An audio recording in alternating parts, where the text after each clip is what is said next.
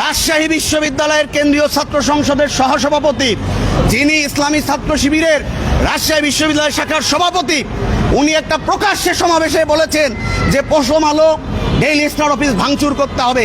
ফলে যারা অরাজকতা করছে দেশব্যাপী তারা চিহ্নিত, এবং যারা এতে উস্কানি দিচ্ছে তাদের বক্তব্য সামাজিক যোগাযোগ মাধ্যমে ইতিমধ্যেই এসেছে। সারা দেশে একটা পরিকল্পিতভাবে একটা হত্যাযোগ্য একটা নাশকতা, একটা অরাজকতা তৈরি করা হচ্ছে। আমরা স্পষ্ট করে বলতে চাই যে যারা শরীফ ওসমান হাদির হত্যার বিচার চান না, যারা শরীফ ওসমান হাদির হত্যার বিচার চান না, তারাই এই সারা দেশে অরাজকতাটা তৈরি করছে, এই বিশৃঙ্খলতাটা তৈরি করছে। ফলে আমরা এই যে ঘটনাটা দেখছি, এবং সেখানে সরকার এবং রাষ্ট্র সম্পূর্ণভাবে ব্যর্থতার পরিচয় দিয়েছে। আমরা গণতান্ত্রিক ছাত্র জোটের তরফ থেকে গণতান্ত্রিক সাংস্কৃতিক ঐক্যের এই কর্মসূচিতে আমরা সমর্থন জানাচ্ছি, এবং আমরা বলতে চাই যে ব্যর্থ যে স্বরাষ্ট্র উপদেষ্টা, তাকে অবিলম্বে অপসারণ করতে হবে। শরীফ ওসমান হাদির হত্যাকাণ্ডের বিচার বিভাগীয় তদন্ত হতে হবে। কারা এই হত্যাকারীদের জামিন দিয়েছে, কারা দেশ থেকে পালাতে সহায়তা করেছে, তাদের মুখোশ উন্মোচিত করতে হবে, এবং এই হত্যার বিচার আমরা চাই।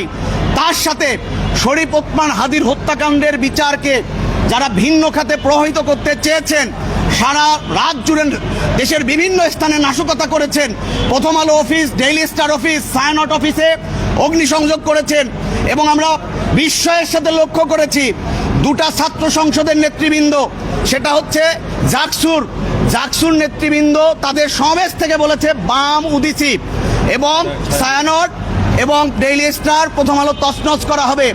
রাজশাহী বিশ্ববিদ্যালয়ের কেন্দ্রীয় ছাত্র সংসদের সহসভাপতি, যিনি ইসলামী ছাত্র শিবিরের রাজশাহী বিশ্ববিদ্যালয় শাখার সভাপতি, উনি একটা প্রকাশ্যে সমাবেশে বলেছেন যে পশম আলো ডেইলি স্টার অফিস ভাঙচুর করতে হবে। ফলে যারা অরাজকতা করছে দেশব্যাপী তারা চিহ্নিত, এবং যারা এতে উস্কানি দিচ্ছে তাদের বক্তব্য সামাজিক যোগাযোগ মাধ্যমে ইতিমধ্যেই এসেছে। আমরা বলতে চাই যে অনেক দেরি হয়েছে, অনেক প্রাণ ঝরেছে। গণতান্ত্রিক ছাত্র জোট মনে করে যে জুলাই অভ্যুত্থান পরবর্তী সময়ে যে আকাঙ্ক্ষা ছিল, জুলাইয়ের যে ঐক্য ছিল, জুলাইয়ের যে আকাঙ্ক্ষা ছিল, সেই আকাঙ্ক্ষার বিপরীতে এই বর্তমান যে অন্তর্বর্তীকালীন সরকার, তারা হেঁটেছে, তারা কোনো পদক্ষেপ নেয় নাই। একের পর এক মাজারে হামলা হয়েছে, দরগায় হামলা হয়েছে, ভিন্ন মতের মানুষের উপর আক্রমণ হয়েছে, এবং তার ধারাবাহিকতায় আমরা দেখেছি শরীফ ওসমান হাদিকে প্রকাশ্যে দিবালোকে গুলি করা হয়েছে।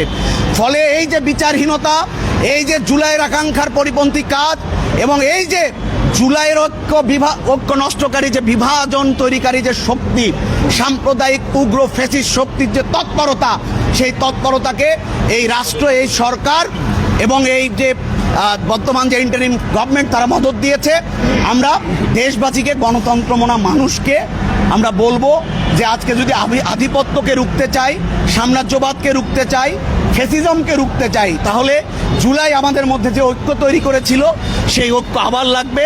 আমরা বিভাজন ভুলে ঐক্যের শক্তিতে বলীয়ান হয়ে এই সমস্ত অপতৎপরতার বিরুদ্ধে দেশবাসীকে ঐক্যবদ্ধ হওয়ার আহ্বান জানাই।